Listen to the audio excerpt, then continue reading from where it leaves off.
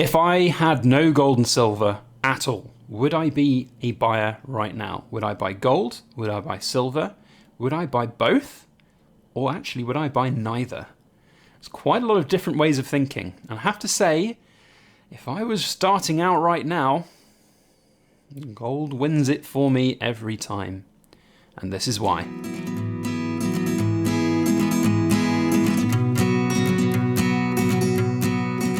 Hello everybody, Backyard Bullion here, and a warm welcome to you all joining me for another Precious Metal Ramble. I was asked a very interesting question the other day, which was, if I had no gold and silver at all, and was starting from scratch, would I buy silver, gold, both, or neither? And that is a very poignant and interesting question. Now for me, as somebody who likes to critically evaluate, think about things to the nth degree, it really did get my brain juices flowing. You know, I am a buyer of gold and silver right now as Backyard Bullion, but would I be a buyer of gold and silver as a brand new stacker Joe Blogs? And the honest answer is maybe, but probably not. So let's dive into my thought processes around that and why I think it would be so different starting out buying silver and gold right now. I'd love to know your thoughts and opinions as well. It's one of the reasons why we do this style of critical evaluation and thinking style video.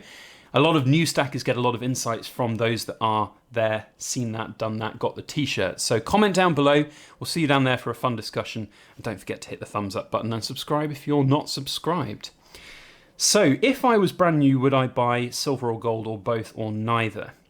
I think I would be cautiously buying maybe gold as my answer, but I don't know if I would. It's a really difficult one to actually give that honest answer for because, of course, I'm speaking from a very gilded position, and so are a lot of the other gold and silver YouTube content creators out there, and of course all the bullion dealers that put out all these wonderful articles about how amazing gold and silver is. And when you look at the history of some of the gold and silver that I own, you'll understand why we talk from a gilded position. You know, a lot of the gold that I have was bought pre-pandemic, pre-Brexit, where the money that you had got you a lot more than it did back or did today. And I remember buying 1 ounce gold coins for £900, and that's quite different from where prices are today. If you look at the back of this one, back in 2020 at the height of the pandemic, I paid £1,470 for this 1 ounce gold coin. Slight premium on this, of course, being from the Royal Mint directly and a Oriental Border Britannia, but still, spot price was around £1,400, £1,300, so you've got to look there and say, well, that's a £400, £500 increase in value. So I'm speaking very much from this gilded position of gold and silver are great, look how amazing they are. I've earned a lot of equity. Remember, I haven't actually sold a lot of what I've bought, it's all sat there as equity. But it's certainly from a gilded position. And the same can be said for silver. I remember buying silver at £12 an ounce. I think my best price per ounce was like £11.23 an ounce or something for silver coins, which is mental. You know, spot price was down at the £9.50 ounce mark in the UK. We could buy from dealers in Europe with no VAT. It was an absolute steal. And if I look back now, I think, why didn't I buy more? Why didn't I just stack up that truck? And you all know if you've been a watcher of my channel for a while, you'll know my opinion on backing up the truck, and it's not wise to go all in on anything. But if I have any regrets, it's not buying more silver in that golden days, or those silver days when I had the opportunity. And I think now, unfortunately, those golden and silver days are behind us. Now, one could argue that there's still a lot of potential for silver, and you do hear that argument time and time again over on YouTube. You know, it's one of the bugbears that I have, because silver's not going to go to the moon, it's not going to moonshot, it's not going to make you a millionaire, and if anything, it's going to cost you money over the short term. But in the long term, it does have potential still. How much potential is anybody's guess, and even if we are sitting here from a gilded perspective with all of these wonderful bits of profit in waiting that we've got on our silver, as content creators, it's very important to remember that that's not a guarantee. And even though I'm sitting on profit right now, I haven't even cashed out. So it is interesting to go through that thought process. So if I take all of that and cycle it round to the Backyard Bullion right now that would be starting out, would I do things differently? Would I evaluate things in a different way, considering the world is the way it is? Well, back when I got started in 2015, I remember looking at silver, because there were lots of articles about silver being at a real low point, and we are seeing a similar reign of beautifulness about silver right now. It's low compared with where it was a year ago before the big drops post silver squeeze. So it does potentially represent a great little investment. And I wonder whether I would have caught wind of that. I probably would. I like to think a shrewd investor. I like to diversify what I've got, and I like to really think deep about what I buy and when I buy it. And I like to think that if I would have caught my eye on silver today, that I would do a lot of research into it before jumping in, certainly for physical silver. And of course, it doesn't take long to realise that silver has this huge premium attached to it. More so if you're in the UK and Europe than perhaps America. But even in America, there's this huge premium attached to it. And getting your cash out at the other end is difficult. So I like to think that I would have been smart, and I would have probably looked at all of the exit options for it. And then I think I will have decided that silver is not for me. Honestly, I really would. You look at the potential returns on it, and back when I started, £9.50 an ounce, buying it for £11 an ounce. You look at the all-time highs of £25 an ounce, big profits. You look at it now, £16, £17 an ounce, maximum it was 24 again. It didn't even reach the big highs of 2011. And I think that would not be a good goer for me, certainly when you then factor in the premiums. So I have to say, right now, if I was brand new, I would be giving silver a miss, unless I could buy it for spot price from somewhere off the internet. So, if you find somewhere, let me know, because it would be wonderful. But honestly, I think I would skip silver right now. I might buy the odd thing. I might even consider buying a 1 kilo silver bar. That part of me hasn't changed to have this incredible lump of silver to just enjoy. That I think I might still do and just have as a guilty pleasure. But as an investment, as something that I would want to stack, probably give it a miss. But gold, on the other hand, I think I would probably still consider. Now, despite the fact that gold has got this huge increase that's already built into its price point compared with where we were sort of pre-pandemic and everything, I still think that I would be a buyer right now. There's a lot of craziness in this world, and even as a non-seasoned gold and silver stacker, I like to think that I would be recognizing the fact that the world is a bit crazy, and that finances and interest rates and recessions and preserving wealth is an important factor. And even before stacking gold and silver, I kind of knew the idea of gold and silver being this safe haven, somewhere to put your money, to park your money. And I don't think that will have changed for me. Now, what will have made the difference for me between gold and silver is that, of course, the premiums on this stuff is a lot less, and the swing is a lot less.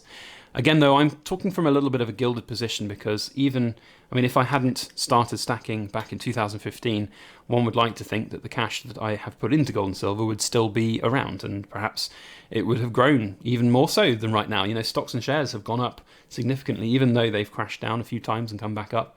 I like to think that the money that I would have had would still buy me an equivalent amount of gold and silver. But would I buy as much? And the honest answer is probably no. With the way the world is, there's a lot of real craziness out there, and a lot of potential that you might need that cash. And remember, if I hadn't started stacking back in 2015 and I was actually doing a day job in an office or something, I would be perhaps worried about my job. I know that even back where I was working in a relatively secure job, I know that all jobs are not even secure.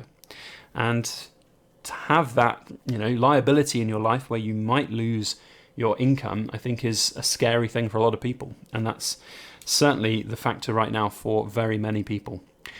So honestly, if I was stacking gold and silver right now, I think I would be considering gold over silver, maybe the odd little bit of silver, but I really would probably focus on gold.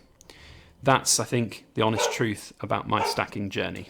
So generally speaking, I think I would probably still start stacking, but I certainly wouldn't have the same kind of involvement in the community. Starting a YouTube channel now would be a very different animal, and certainly starting a stacking YouTube channel would be very different. I like to think, though, I would still be a buyer of gold. One thing that I certainly would not be buying right now is raw mint proof coins. I think I look back on that and I think, well, I really wouldn't necessarily get into it. I wouldn't know enough about it, not because I think they're a bad investment, but because I don't know enough about that market. From my gilded position here, I know a lot about that market. I know I can bring out the best in a lot of these raw mint proof coins that I would look to buy right now. But if I was new, I would look at it with an air of skepticism. I would be like a lot of people I see in comment sections go, why have you paid £100 an ounce for that silver coin? Why have you paid way above spot price for that gold coin? It's a very different world, very different animal for stacking, and it's certainly something I wouldn't even consider as stacking. But, you know, that's what a lot of people don't necessarily understand. So that's my thoughts on stacking now in 2022. The honest answer is, I think for me in the UK anyway, silver is not as good as gold right now. I think the only real way I would buy silver right now would be if it was spot price, if it was really cheap, if I could take advantage of some great deal somehow, somewhere. Gold, though, would be the bet for me. It would be the safer option. And that's something that has always played into me and my mindset as an investor. Have that element of risk, yes, but be safe and secure with that risk. And that includes not buying as much, perhaps, as I have done over this course of the last 7 years as a silver and gold stacker. So what can we learn from this? Well, it's going to vary from person to person. If you are interested in stacking right now and getting involved in stacking right now and starting out, really have a good hard think about what's right for you. Don't necessarily listen to the gilded views of the likes of myself and plenty of others out there that shine out how great silver and gold is. It's good. I love silver and gold, don't get me wrong, and I think there is a lot of potential for it. But we're talking from gilded positions. We're talking from experience that a lot of people don't necessarily have. We're also talking from a slightly committed point of view because we're in now. You know, we're in. We've got this gold and silver, so we want it to be good. And we don't often talk about the bad. You know, negativity is not something that's often talked about on YouTube and social media. And there are coins and bars and things that I've bought which I would not buy right now if I was new. 100% I would not buy them. But we can only live and learn from our past and our mistakes. And I don't live with regrets, but if you have them, learn from them. Now that's it from me. I'd love to know what you think, so please comment down below with your thoughts and opinions. Otherwise, if you've watched to this point, you are a BYB Rambler. Thank you. Congratulations to you. You are cool for listening to me talk about silver and gold for so long. If you're not subscribed, but you are watching to this point, then there's no other reason to hit that subscribe button than to subscribe. So go for it and hit the alarm bell if you want notifications. Otherwise, we'll see you on the next video. As always, please make sure that you like, share, comment, and subscribe for more.